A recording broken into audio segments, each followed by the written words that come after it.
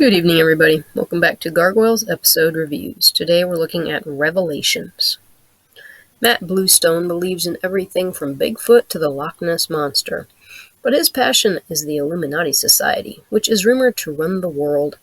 His obsession with chasing the shadowy organization lost him his job at the FBI. He's risked his life to chase dead ends and make tenuous connections. Today, he's following yet another lead, but this one actually pans out in the form of an ancient gangster, Mace Malone. The Illuminati knows Matt's name, which is a frightening idea. They're impressed by his tenacity. If he'll do them a favor, they'll let him into the clubhouse. What does the all-powerful society want? Goliath. If you missed last week's episode, go read Outfoxed or watch it. Spoilers are in the 2020 moments. Info from Ask Greg is in the According to Greg bits. Season 2, Episode 15, Revelations. Reasons for existence. To explore the theme of trust, to reveal more about Mace and the Illuminati, to introduce Matt to the Gargoyles, to reveal more about Matt's character, to show why Elisa keeps the Gargoyles secret. I'm sure there's more, but I don't really see it. I really just kind of want to get to the next episode. Main antagonists. Mace Malone and Hacker. Sort of. Times. November 20-something, 1995. Locations, New York City, New York. We open on a skyscraper that has the words Cabal in red lights on the side and the top. This is not a favorite episode of mine, but let's get started anyway. Such a lovely place. Remember the Hotel California? We open on Goliath falling to the floor in a dark building. A voice welcomes him to the Hotel Cabal. The ceiling opens to reveal a spinning blade. Like in your food processor. This is no ninja, though, and this is a building designed to kill its occupants. The room turns upside down and dumps Goliath toward the blades. He catches himself, but the blender's closing in on him. Throw some wheatgrass in there and you got a green and purple smoothie. In a control room somewhere, watching Goliath fight for his life are Matt Bluestone and Mace Malone. Yep, that ugly gangster who screwed over Dracon's granddaddy in the Silver Falcon. He's finally making an appearance.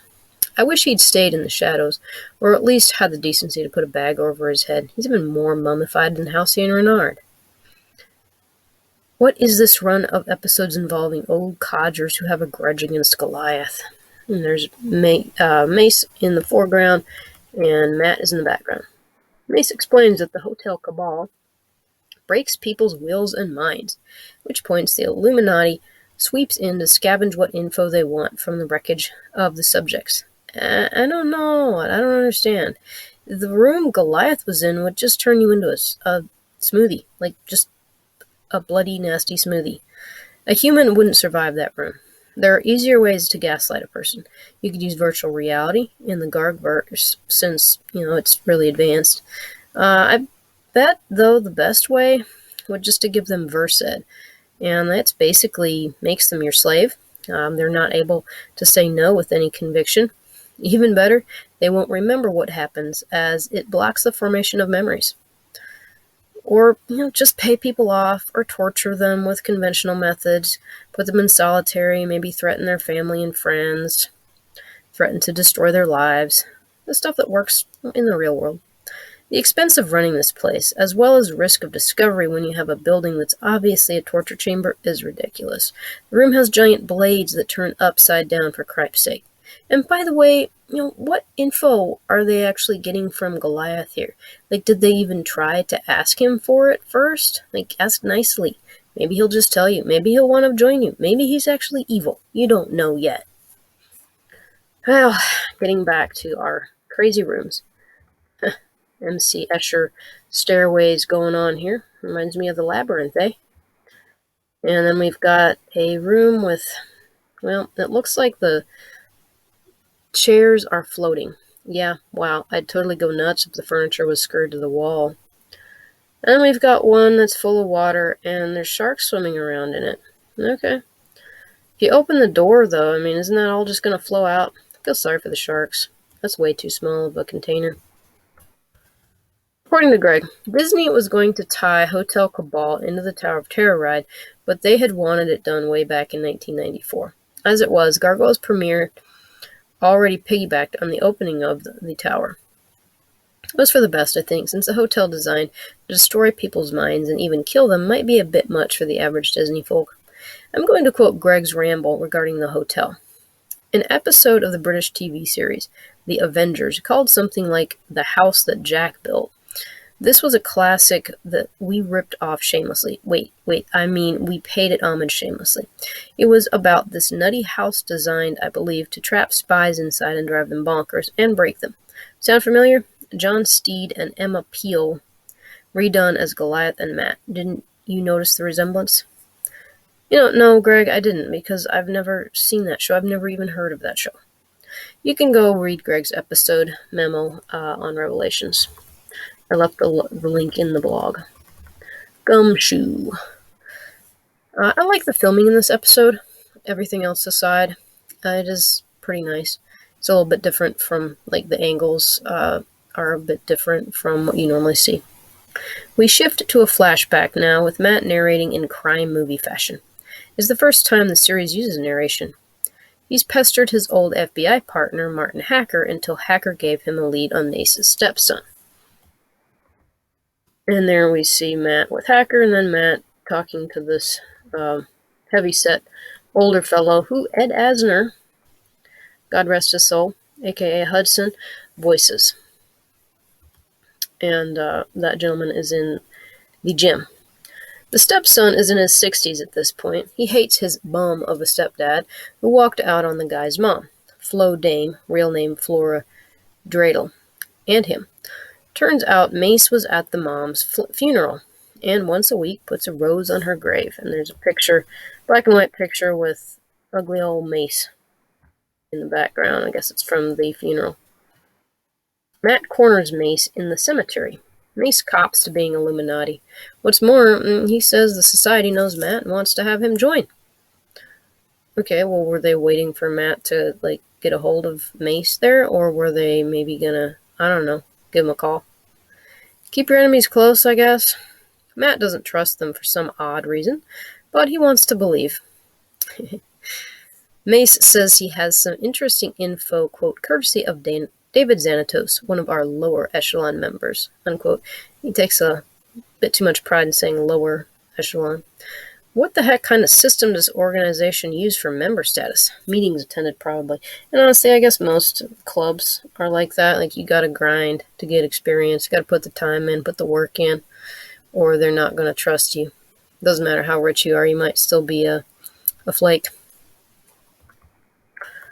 But it is neat how the Illuminati, even if you're in it for a while, I guess, from what I've seen later on, still places different forms of, still values different forms of power more than what we would think. Wait till the comics and you'll see one of the very high ranking members in a position that you wouldn't really think of. They work on a different scale of power rather than just pure wealth. So influence and your ability to get into secret places, know secret things, and influence certain people is highly regarded here. All right, getting back. Mace has an Illuminati tattoo on his right hand. Wow, you are subtle, buddy. And there, Matt is cornering him at the gravesite. Mace is valuable to the Illuminati because he's their link to organized crime, helping them become its silent partner. Oh, sort of like our government did with the CIA back in the wars? The gangs targeted him, though, meaning the Illuminati had to disappear Mace. I hate gangster/organized crime stories, so I guess the gangs didn't really like the Illuminati. Too bad for them, I guess. That good faith info is the existence of the Gargoyles. The good faith info that Xanatos provided. Which, he doesn't seem too stingy with that info. Everybody from his chopper pilot to his Justice of the Peace knew about that. So is this why they want a lowly NYPD detective as a member? To get at the Gargoyles? Seriously, I don't know why it's so hard for people to find their location. Just follow Elisa for a few days. Another option is to check the city roofs for Gargoyles that are there in the day, but not at night. It's not rocket surgery, people. The Gargoyles aren't really hiding. I'm wondering why they didn't get Xanatos to lure the Gargoyles into a trap. Do they not trust him, given how he only toys with the Gargoyles, albeit roughly? Or maybe he made some sort of deal where he wouldn't have to destroy them. Or maybe they figured that the Gargoyles wouldn't fall for Xanatos' scheme. Despite the fact that they've fallen at least partially for everyone he's tried. So I don't think that's the reason. Membership requirements. Matt is enthused about joining the Illuminati because he believes he can take it down from the inside. Yeah, all these years he's been on a Mulder-esque quest to find evidence that will somehow reveal the Illuminati's existence to the world. Matt, even when you show the world irrefutable evidence of corruption in politics and world's power players, nobody cares. Haven't you seen enough elections to know that? Look at all the power players who are corrupt. You've got the IMF, the World Bank, World Economic Forum, all these world NGOs and various power players who, once you get looking, have a lot of fingers in a lot of pies. And they are nothing if not shady. Besides, does he really think that one poor detective will be able to take down an organization that's thousands of years old and has its hands in every aspect of society? He's going to wake up dead first. It'll be the 2 shots to the back of the head suicide.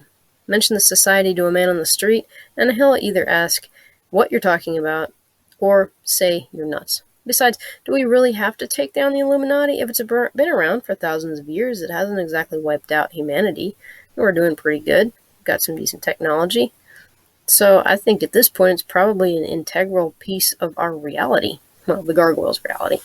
Do you remember that X-Files episode in the latest season, well, the last season at this point, where Mulder met Dr. They? And he said, by all means, tell the world about it. They'll never believe it. Which I think was a very interesting end to that, because at this point, you can tell people whatever you want, but it doesn't really matter. Matt finds the clock tower, but Elisa diverts him before the clan awakens. Elisa actually kind of sucks at lying, by the way. He gets desperate, though. And when he gets desperate, watch out. When he and Elisa are out driving along the cliffs for reasons unknown to me, Matt demands to drive. Elisa allows him. Bad choice. He confronts her with the existence of the Gargoyles, then tries to run the car off the cliffs. Interrogation isn't supposed to endanger the interrogator, Matt. The hope is that the Gargoyles will save her.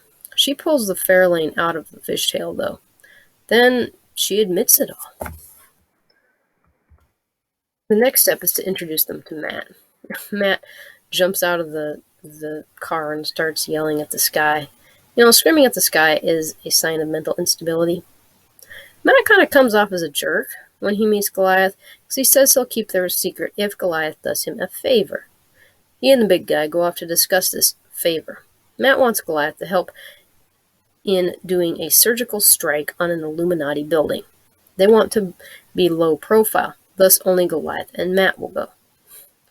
There's Matt looking a little bit surprised there at seeing these mythical creatures. I love first looks from people when they see the Gargoyles. And there he is, chatting with Hudson and Goliath. Matt recovers quickly, but he's had a heads up about the Gargoyles. And since he knows that Xanatos gave the info, and maybe even how Xanatos is related, you gotta wonder if maybe he's seeing this, the many trips that Elisa makes to the Erie building in a bit different light. Because remember in The Edge when she tried to go up there and he had no idea why they were doing that? Yeah, it all makes sense to him now. Halftime. So we finally got into this episode. The plot is needlessly convoluted like many a gangster or crime story. None of my favorite antagonists are present. The plot premise doesn't make much sense. The villain we do have, well, I don't find him that interesting. His motives are pretty basic, his plans are simple, and he's ugly as sin. We don't see him again after this ep, so getting invested in this character isn't worth the effort. All that said, Matt is fun in this episode, and Hacker's back. I like Hacker. I like Matt too. I'm sure you'll want to see how Goliath escapes and what happens to Mace and Matt, so tune in next time. think there's more to this story than meets the eye. I'll explain at the conclusion, and I'll also talk a little bit about my thoughts on how they intro the Illuminati here. Well, what did you think? You can comment here, you can comment on the blog. Remember to like, share, subscribe, do all the things. Thank you so much for watching, and we will catch you in the next one.